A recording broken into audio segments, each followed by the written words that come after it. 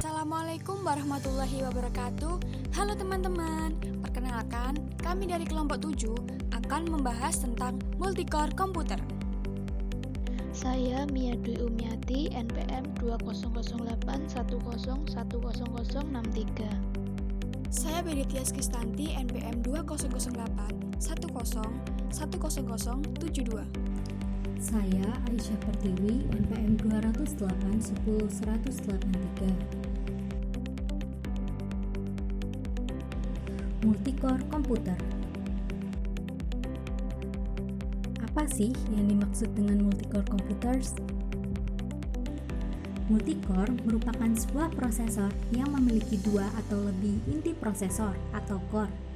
Turunannya bisa menjadi dual core atau dua core, quad core atau 4 core, dan seterusnya.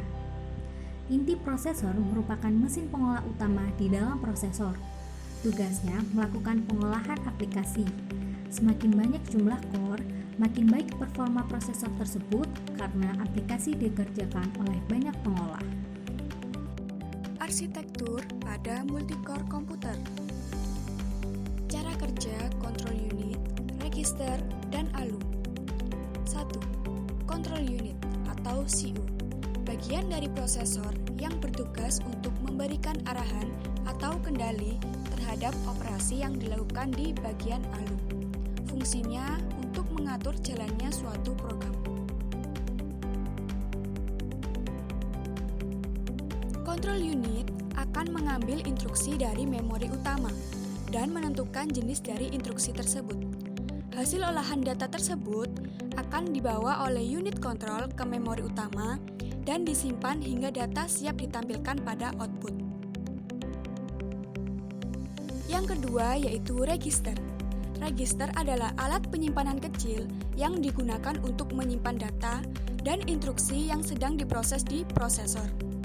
Memori ini bersifat sementara dan digunakan untuk menyimpan data pada saat diolah atau data untuk pengolahan selanjutnya. Yang ketiga yaitu Arithmetic Logical Unit atau biasa disebut dengan ALU.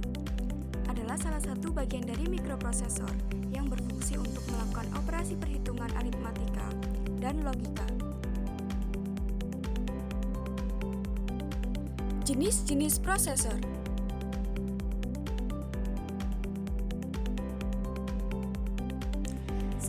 Prosesor Intel. Prosesor Intel tentu tidak asing lagi di dunia perkomputeran. Bahkan mungkin saja komputer atau laptop yang tengah Anda gunakan sekarang ini menggunakan prosesor berbasis Intel. Dan Intel tentu saja memang salah satu perusahaan yang berhasil merajai prosesor di dunia komputer. Mengingat begitu banyaknya komputer dan laptop memakai prosesor dari perusahaan ini.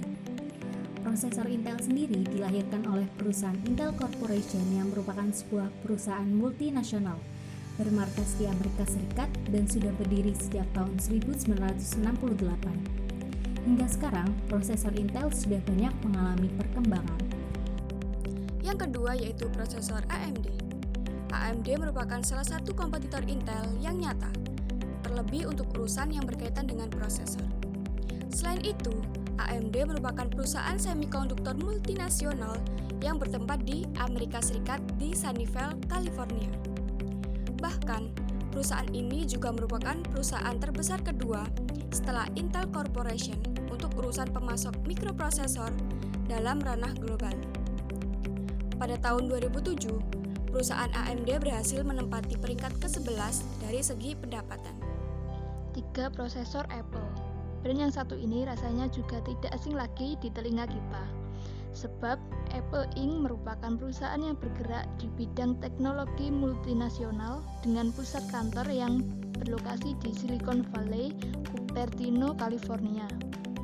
Perusahaan Apple memfokuskan diri dalam bidang perancangan, pengembangan, dan penjualan produk-produk elektronik seperti komputer pribadi hingga perangkat lunak komputer. Pada awalnya, perusahaan Apple Inc. bernama Apple Computer Inc. di awal berdirinya pada tanggal 1 April 1976. Namun, kata komputer kemudian dihapus pada tanggal 9 Januari 2007 sebab pada saat itu Apple meluncurkan produk smartphone yang dinamakan iPhone. Pengaruh multicore terhadap software. Ada pengaruh pada software berupa isu performance pada software karena tidak sesuai dengan sistem multicore.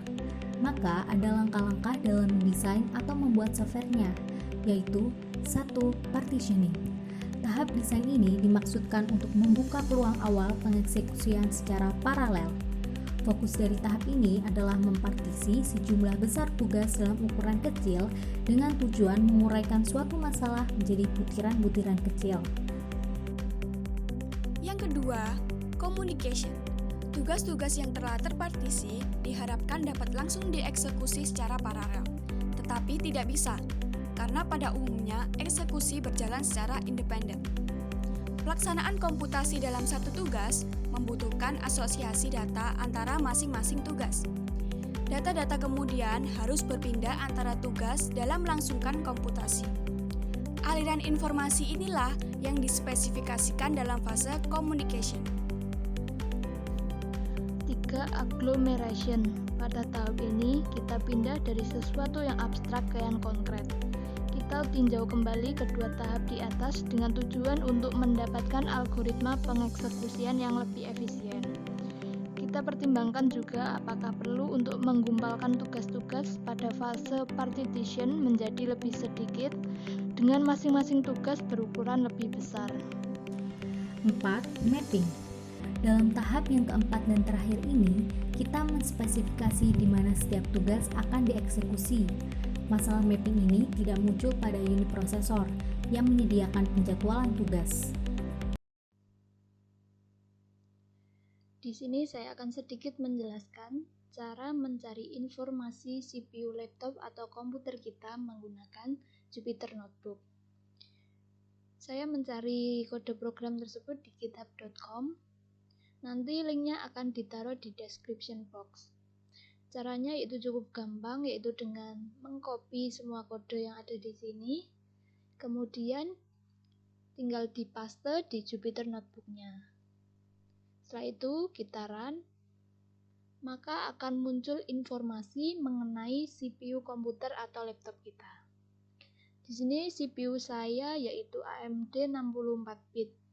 Maksudnya, AMD adalah prosesor yang digunakan pada laptop saya, sedangkan 64-bit adalah laptop atau komputer tersebut dapat memproses 264 data dalam satu waktu. Cukup sekian, wassalamualaikum warahmatullahi wabarakatuh.